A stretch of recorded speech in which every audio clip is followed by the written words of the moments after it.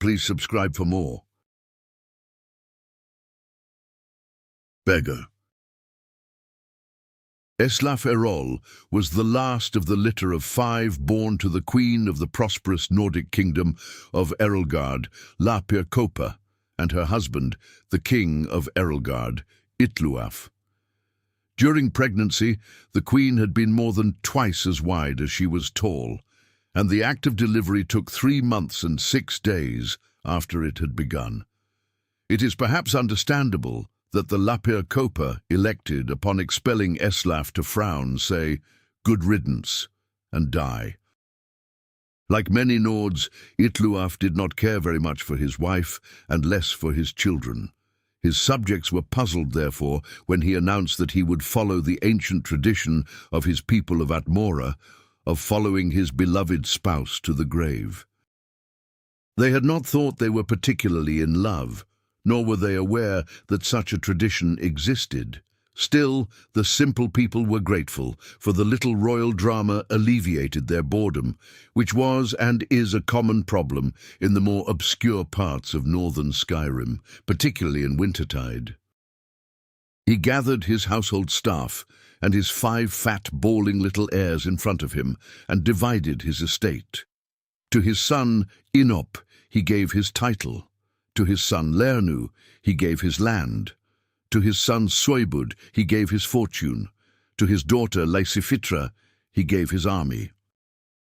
Itluaf's advisers had suggested he keep the inheritance together for the good of the kingdom, but Itluaf did not particularly care for his advisers, or the kingdom for that matter. Upon making his announcement, he drew his dagger across his throat. One of the nurses, who was rather shy, finally decided to speak as the king's life ebbed away. "Your Highness, you forgot your 5th child, little Eslaf." Good Itluaf groaned. It is somewhat hard to concentrate with blood gushing from one's throat after all. The king tried in vain to think of something to bequeath, but there was nothing left. Finally he sputtered irritably, "Eslaf should have taken something then," and died. That a babe but a few days old was expected to demand his rightful inheritance was arguably unfair. But so Eslaf Erol was given his birthright with his father's dying breath. He would have nothing but what he had taken. Since no one else would have him, the shy nurse, whose name was Drusba, took the baby home. It was a decrepit little shack, and over the years that followed, it became more and more decrepit.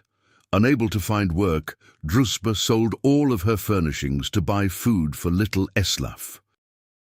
By the time he was old enough to walk and talk, she had sold the walls and the roof as well, so they had nothing but a floor to call home.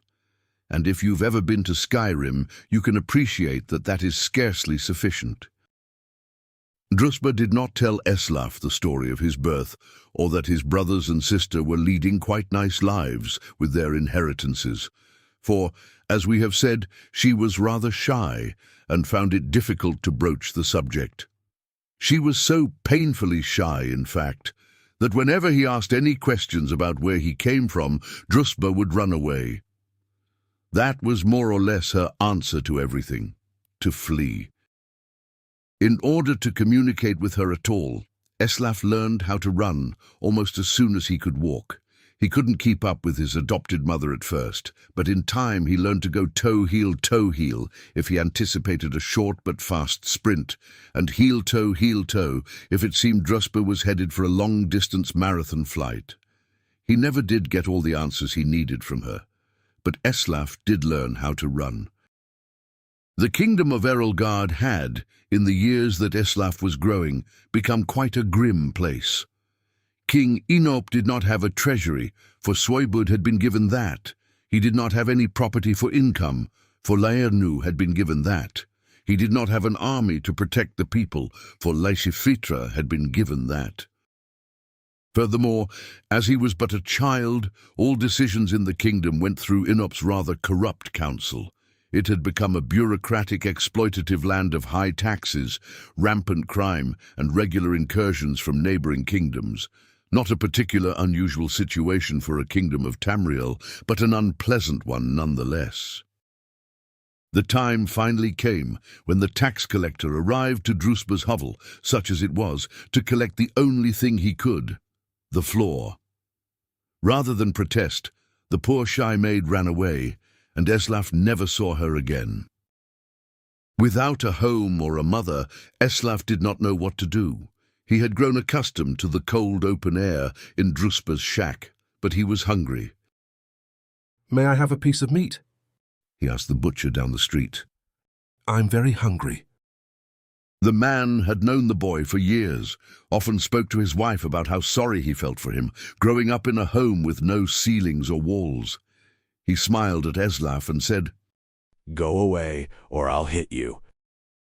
Eslaf hurriedly left the butcher and went to a nearby tavern. The tavern keeper had been a former valet in the king's court and knew that the boy was by right a prince. Many times he had seen the poor, ragged lad in the streets and sighed at the way fate had treated him. "May I have something to eat?" Eslaf asked this tavern keeper. "I'm very hungry." "You're lucky I don't cook you up and eat you," replied the tavern keeper. Eslaf hurriedly left the tavern. For the rest of the day, the boy approached the good citizens of Erolgard, begging for food. One person had thrown something at him, but it turned out to be an inedible rock.